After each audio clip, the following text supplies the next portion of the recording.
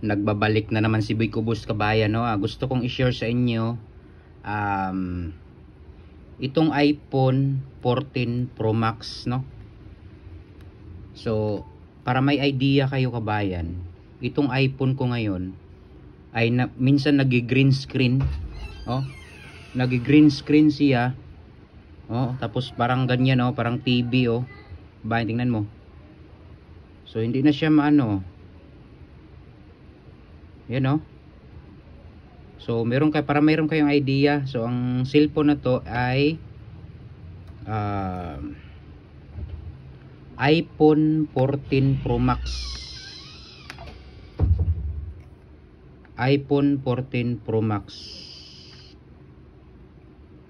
So dati kabayan, ginagamit ko to sa pagbibideo, no? Pagba-vlog ko, ginagamit ko to. Tapos hindi ko in-update kasi sabi nila pag ganito daw, pag ina-update mo daw to ay kusa daw minsan daw mag-change at magaganito green screen.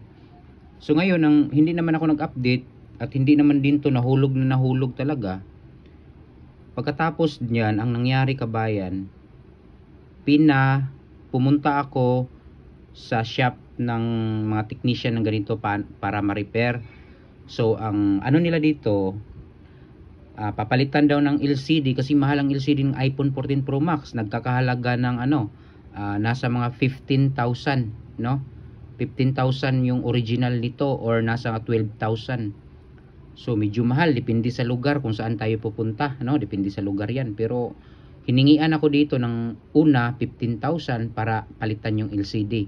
Pangalawa, hiningian ako ng 12,000 para sa LCD. So ang ginawa ko, dahil wala akong pera, kasi ito lang talaga yung cellphone ko, wala akong pera, ito lang yung cellphone ko dati na matagal na. So ang ginawa ko, pumunta ako sa shop, no? So ang ginawa nila, pina-check ko muna kung kaya ba i-repair na hindi magpapalit ng LCD.